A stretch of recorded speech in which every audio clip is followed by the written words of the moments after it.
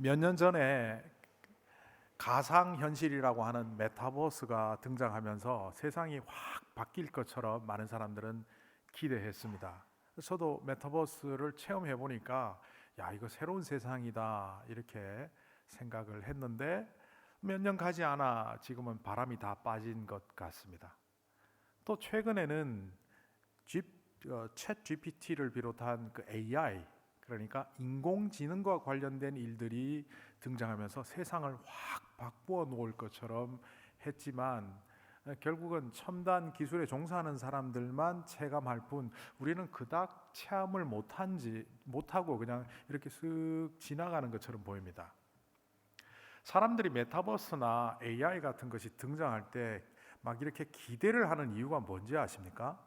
그런 첨단 기술 혹은 새로운 문화들이 우리를 더 잘 살게 해주고 세상을 더 좋게 바꾸어 줄 거라고 기대하기 때문입니다.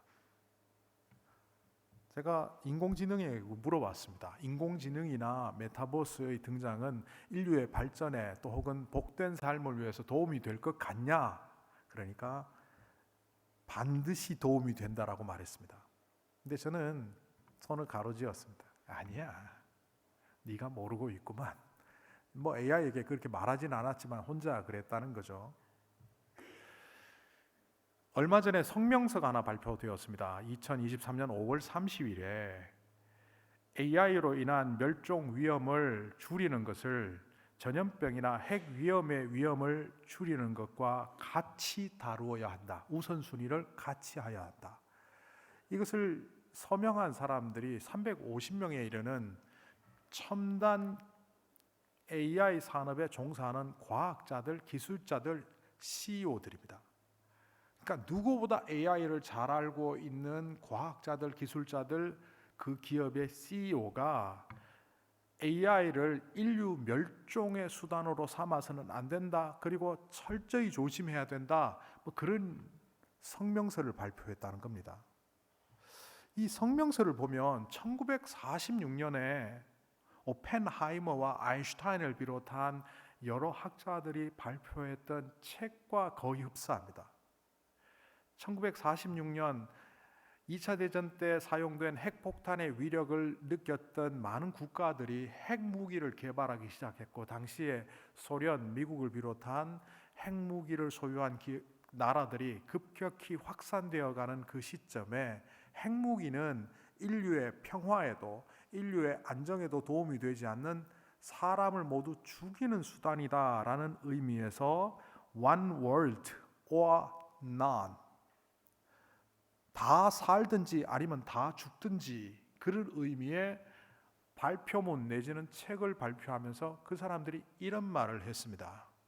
핵무기는 나치의 위협으로부터, 제국주의의 위협으로부터 평화를 얻기 위하여 과학자들은 만들었지만 지금 현재 핵무기는 인류 모두를 죽이는 수단이 되었을 뿐 그 이상도 그 이하도 아니다. 오펜하이머는 조금 아시는 분들은 알겠지만 미국이 전쟁을 끝내기 위하여 핵폭탄을 개발할 때 책임자였습니다. 그 프로젝트는 맨하튼 프로젝트. 그 책임자였던 그 오펜하이머가 핵폭탄은 안 된다. 그리고 이론을 제공했던 아인슈타인이 핵폭탄은 절대로 평화를 가져올 수 없다라고 선언했던 그 선언문과 AI가 인류를 죽일 수 있다는 그 성명서와 겹치는 듯 보입니다. 여러분 잘 모르셔서 제가 조금 알려드리면 2017년에 이미 푸틴은 AI 체제를 통해서 전쟁을 수행할 수 있는 기술과 기능을 쌓아야 된다라고 정부 군사 조직에 적용을 했고요. 시진핑도 마찬가지로 2017년에 그것을 정부 시책으로 삼았고, 심지어 이 미국도 AI 무기 개발을 위해서는 사회의 어떤 여론도 무시하라는 국가 시책이 정해질 정도입니다. 그러니까 이 AI는 사람을 행복하게 하기 위하여 만들어졌음에도 불구하고 결국은 사람을 모두 죽이는 킬러 머신, 킬러 시스템으로 바뀌고 있다는 겁니다. 제가 AI에게 또 물어봤습니다. 한 3개 AI에게 물어봤는데요. 사람은 왜 사는 것 같으냐? 사람은 무엇을 위해서 사느냐? 사람이라는 존재가 도대체 어떤 존재냐? 그리스 고대 철학자로부터 시작해서 동양 철학자, 그리고 현대 철학자들까지 끊임없이 던지는 질문입니다. 사람은 어떤 존재냐? 사람이 왜 사느냐? 사람이 무엇을 위해서 사느냐? 인공지능의 대답은 거의 유사했습니다. 그걸 압축해서 정리해보면 인간이라는 존재는 행복을 추구하기 위하여 열심히 노력하고 있고, 그 노력의 결과 행복을 얻었을 때 기뻐하며 살아가는 존재라는 겁니다. 간단히 말하면 인간은 행복을 위해서 살고, 그 행복을 취할 때 만족된 삶을 누리는 그런 존재라는 겁니다. 제가 AI의 답을 보면서 또 손가락을 혼자 가로저었습니다. 틀렸어. 한 심리학자가 책에 이런 글을 썼습니다. 저도 거기에 전적으로 동의하기 때문에 인용을 합니다. 행복은 목표가 아니라 수단이다. 인간이 행복을 목표로 삼는 순간 그 삶은 파괴되기 시작한다. 또 행복은 크기가 아니라 빈도다. 자주 경험하면서 자신의 삶이 행복이 목표가 아니라 행복을 기반으로 진정한 인간이 되어갈 때 사람은 복된 삶, 진정한 인간이 될 수 있다. 행복을 목표로 삼고 풀어보자면 그 학자의 말은 이런 겁니다. 행복을 목표로 삼고 그 목표를 달성하기 위하여 발버둥칠수록, 마치 늪지대에 빠진 사람이 발버둥칠수록 그 늪에 빠져 생명을 잃듯이 그런 삶을 살게 된다는 겁니다. 제가 예전에 한국에서 만났던 한 성도입니다. 그는 20대 후반부터 대략 한 30년 가까이 돈을 벌기 위해서 최선의 노력을 다했습니다. 중간에 사업을 망치기도 하고 했지만 결국 50대 한 중반쯤 이르렀을 때 가히 1,000억대가 넘는 재산을 소유한 큰 사업가가 되었습니다. 그런데 그는 가족관계, 지인관계, 주변의 인간관계를 다 포기한 채 심지어 건강을 갉아먹으면서까지 노력해서 그 1,000억대 부자가 되었는데, 부자로서 누리는 기쁨이 별로 없다는 걸 발견하게 됩니다. 그리고 몸이 병났습니다. 암 말기였기 때문에 아주 급속도로 진행이 되어서 병원에 입원해서 임종을 맞이하게 됩니다. 임종이 되어서 찾아갔더니 그가 이런 말을 합니다. 목사님, 제가 암 때문에 죽는 게 아닙니다. 저는 살고 싶은 마음이 없습니다. 1,000억이 넘는 돈을 갖고 있는데도 불구하고 치료에 최선을 다하지 않는 모습을 보고 제가 좀 의아했거든요. 그런데 이 사람은 살고 싶지가 않았던 겁니다. 그리고 끝에 이런 말을 했습니다. 목사님, 인생 참 허무합니다. 30대 중반에 있던 저는 그분에게 딱히 해줄 말씀이 없었습니다. 성경을 읽고 복음을 제시하긴 했지만 설득력도 없었고, 결국 그분은 예수님을 영접하지 못한 채 세상을 떠났고, 그것은 저에게도 상처가 되었고, 그분은 너무나 크나큰 인생 무상으로 안타깝게 세상을 떠나고 말았습니다. 돈만 벌면, 자기가 원했던 그것만 성취하면 행복할 줄 알았던 그 인생이 56세에 그렇게 끝나는 것을 보면 과연 인생이 행복 혹은 돈이 인생의 목표가 되어서는 안 된다는 것을 새삼 깨닫게 됩니다. 오늘 말씀인 요한복음 14장 6절은 예수님이 하신 말씀 중에 가장 유명한 말씀이라고 해도 과언이 아닌 말씀입니다. 과거의 번역에 보면 내가 곧 길이요 진리요 생명이니 나로 말미암지 않고는 아버지께로 올 자가 없다. 이 구절은 교회 다닌 사람들은 누구나 한 번쯤은 들어봤을 만한 말씀입니다. 그런데 사람들이 의외로 이 말의 진정한 의미를 잘 모릅니다. 아니, 이 성경 구절 말고도 성경에 나오는 정말 중요한 복음의 핵심들을 사람들이 잘 모르고 있다는 사실을 저는 종종 발견합니다. 그래서 왜 그럴까 생각해 보니까 성경 말씀을 이해하는 세 단계가 있는데 대부분의 사람들이 이 1단계에 머물러 있기 때문이라고 여겨집니다. 이 세 단계는 첫 번째 차원은 표면적으로 말씀을 대하는 겁니다. 두 번째는 이면적으로 대하는 겁니다. 이 두 가지를 섞어서 설명을 해보면 표면적은 말 그대로 감각적으로 접근하는 겁니다. 아이들이 눈에 보이는 것, 손에 잡히는 것, 오감을 통해서 습득된 정보만을 믿는 것처럼 어린아이들이 세상을 접하는 방식으로 하나님의 말씀을 접하고 신앙생활을 접하는 사람들이 바로 이 표면적인 신앙인입니다. 로마서 2장 28절에서 이 표면적과 이면적이라는 단어를 바울이 쓰고 있는데요. 옛날 번역으로 한번 읽어보면 표면적 유대인이 유대인이 아니요 표면적 육신의 할례가 할례가 아니라 오직 이면적 유대인이 유대인이며 할례는 마음에 할지니 영에 있고 율법 조문에 있지 아니한 것이라. 그 칭찬이 사람에게서 난 것이 아니요 다만 하나님에게서니라. 이 말을 설명하자면 이런 겁니다.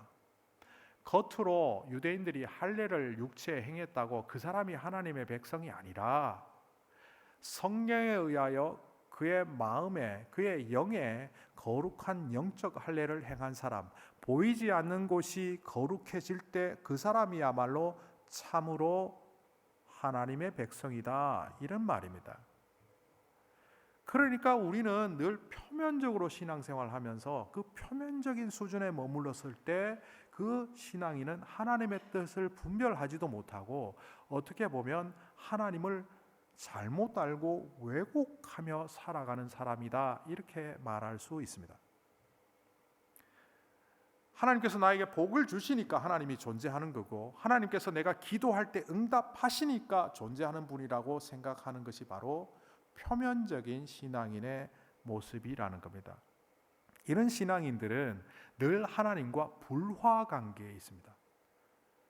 어떤 때는 기뻤다, 어떤 때는 나빴다, 업앤다운이 있습니다. 심지어 하나님이 고난 가운데 넣으시며 그 고난을 통하여 거룩한 역사를 일으키시려고 할 때 그 고난을 고난음으로만 받아들이기 때문에 하나님의 뜻을 이해하지를 못합니다. 하나님의 역사를 가만히 보면 어떤 때는 고난이라는 형편없는 포장지 속에 그 안에는 하나님의 깊은 역사가 있는 놀라운 보물단지를 담고 계신데도 불구하고 사람들은 그 포장지에 오판을 하고 버려버리죠. 표면적인 신앙인들은 눈으로 보이는 그것만 바라보기 때문에 고난은 고난일 뿐, 영광을 나에게 주십시오라고 말합니다. 그러나 이면적인 신앙인들은 고난을 통해서 마치 알을 깨고 나오는 것 같은 생명의 존재를 볼 수 있는 자가 되는 거죠. 중국말에 이런 말이 있습니다. 안광이 지배를 철한다. 과거에 공부 좀 열심히 해라, 책을 열심히 봐라, 독서와 공부에 대한 명언으로 안광지배철 이렇게 많이 들어왔는데 이 말은 풀어보자면 눈빛이 종이를 뚫어서 뒷면을 본다는 겁니다. 근데 이것은 단순히 종이 뒷면에 있는 글자를 본다는 뜻이 아니라 풀어보자면 속뜻을 파악하는 사람이 되라는 겁니다. 바울이 여기 보면 이면적이라는 말을 성경에서 사용했는데 그 로마서에서 사용하는 이면적이라는 말은 크리프토라는 말입니다. 헬라어로 크리프토는 숨겨져 있다는 겁니다. 뭔가가 숨겨져 있는데 그것을 꿰뚫어 보는 사람이 될 때 이면적 사람이라고 합니다. 그래서 크리프토 뒤에 남성형 어미 OS를 붙이면 크리프토스라는 말이 되는데 이게 성경에서는 속사람이라고 번역되었습니다. 우리의 겉사람이 아닌 속사람, 성령님과 교제하고 하나님과 교제하고 하나님의 그 거룩한 상태를 늘 받아들이는 순종의 상태를 속사람, 크리프토스라고 말합니다. 이 크리프토스는 결국 하나님의 뜻을 헤아리는 사람을 의미합니다. 이면적 신앙인은 주님께서 길이요 진리요 생명이라고 말씀하신 것이 이것이 우리에게 안개 속을 헤매는 우리에게 뭔가 나침판으로 방향성으로 목표로 제시하고 있구나를 파악하게 됩니다. 세 번째 단계 차원으로 성경을 읽는 사람들은 하나님의 뜻을 분별하고 파악하는 것에 머무르는 것이 아니라 그 파악한 것을 통하여 자기의 삶의 모습으로 바꾸어가는 사람들입니다. 이것을 구체적으로 인카네이션이라고 합니다. 인카네이션은 예수님이 이 땅에 말씀으로 오셔서 육신을 입으신 현상을 성육신, 그것을 의미하는 말도 되지만 우리가 말씀에 입각하여 살아감으로 순종하는 자가 누리는 기쁨이 있습니다. 하나님의 말씀대로 살아갈 때 누리는 영광이 있고 하나님 말씀 앞에 순종할 때 나타나는 역사하심이 있습니다. 그걸 느끼며 살아가는 사람이 될 때 이것을 말씀이 우리 안에 체화되었다, 인카네이션 되었다 이렇게 말합니다. 이 수준에 이르는 사람이 될 때 비로소 우리는 하나님의 뜻에 입각하여 살아갈 수 있습니다. 자, 이런 차원에서 오늘 말씀 길이요 진리요 생명이다라는 말씀을 비추어 보면 이 길은 곧 인생을 의미합니다. 우리 사람들도 압니다. 인생은 나그네 길 위에 서 있는 인생.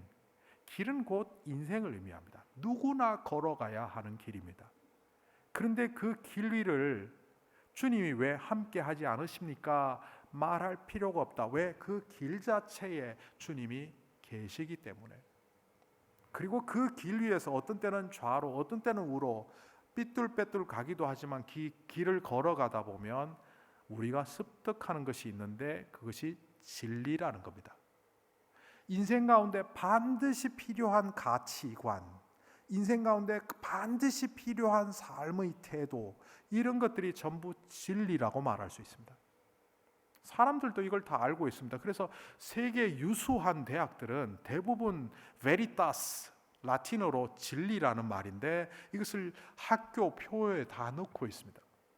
미국에서 제일 유명한 하버드 대학, 한국에서 제일 유명한 서울대학, 기독교 대학인 연세대학은 물론이고 기독교와 상관없는 서울대학에도 베리타스라는 말을 넣어놓고 있습니다. 거기에 조금 더 붙이면 베리타스 룩스 메아라고 되어 있죠.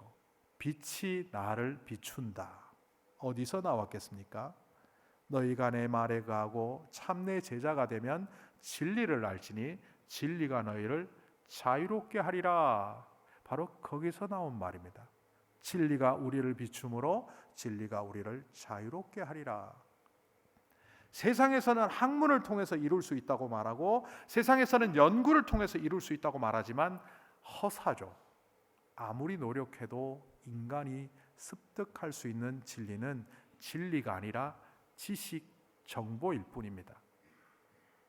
그래서 뭇 종교에서는 그것을 득도라고 표현하기도 하고 해탈이라고 말하기도 하지만 그것은 인간의 능력으로 할 수 있는 것에 불과한 거라는 겁니다. 결국 죽을 수밖에 없는 우리들이 길 위에서 붙잡을 수 있는 분은 주님, 진리이신 그분이라는 겁니다. 그분을 붙잡고 살아갈 때 종국에 이르는 마지막 종점이 생명이라는 겁니다. 생명은 살아가는 목표가 될 수가 없습니다. 생명이 없으면 살아갈 수가 없기 때문입니다.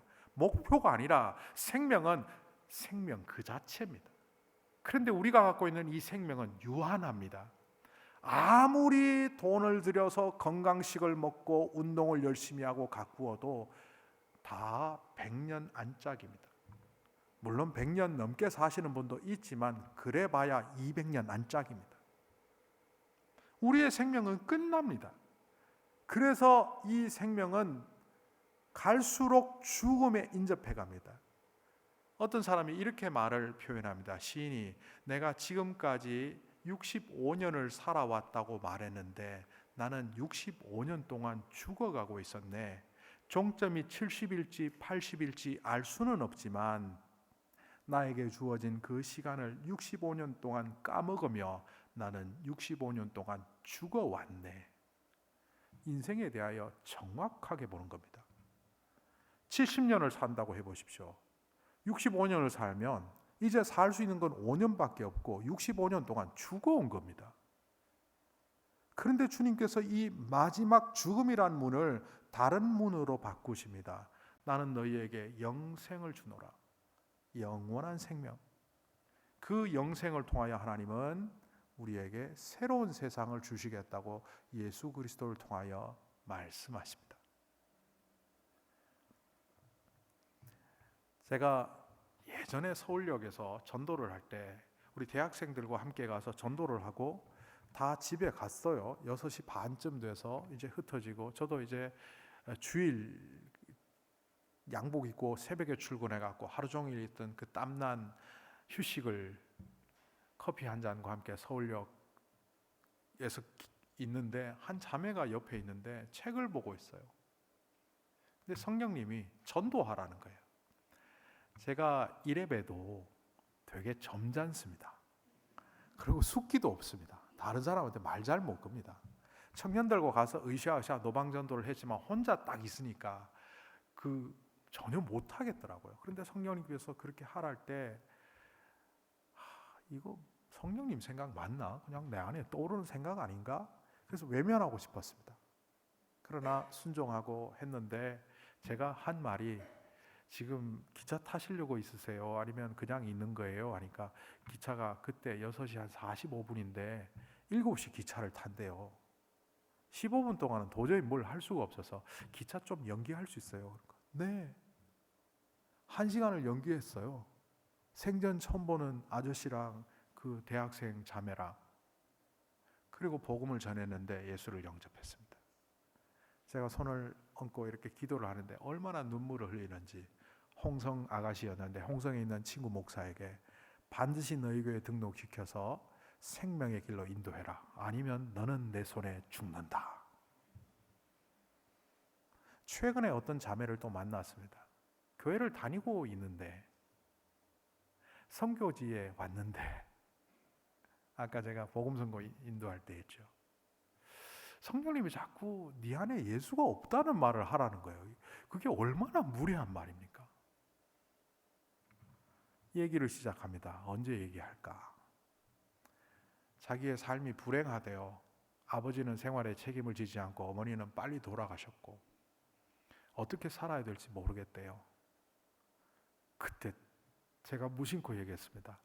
삶의 어려움이 자매의 문제가 아니라 자매 안에 예수가 없네요. 깜짝 놀랍니다. 마치 비밀을 들킨 듯. 그리고 그 자매도 이번에 예수 영접했습니다. 제가 길이요 진리요 생명이신 주님을 자매가 받아들입니까? 그렇다면 그 인생 가운데 계신 그분을 붙잡고 걸어가시면 힘이 될 겁니다. 물론 1시간 동안 복음에 대해서 소개를 했습니다. 여러분들은 어떠합니까? 여전히 AI와 메타버스 혹은 새로운 문명들이 인류의 기술이 우리를 행복하게 만들어준다고 착각하십니까? 혹은 인생의 목적이 행복이라고 목표 삼아 살아가십니까? 허무합니다. 오히려 죽음을 향해 걸어가는 인생일 뿐입니다. 남은 날이 얼마인지 모르는 그날까지 우리는 죽어가는 인생이라는 겁니다. 그러나 그 마지막이 예수와 더불어 영원의 문으로 들어가는 자리라는 것을 알면 그날은 예수와 결혼하는 위대한 결혼식장이 됩니다. 바로 그것을 위하여 주님께서는 신랑 되신 예수로 우리를 향하여 프로포즈를 하시듯, 우리에게 결혼하자고 말씀하시듯, 내가 너의 길이고 내가 너의 진리고 내가 너의 생명이다. 그러니 나와 함께 하자며 우리를 부둥켜 안아주십니다. 오늘 이 예배를 통하여 여러분이 그런 주님과 함께하는 새로운 인생의 시작점을 가질 수 있기를 간절히 소망합니다. 다 일어나셔서 우리는 기도하겠습니다.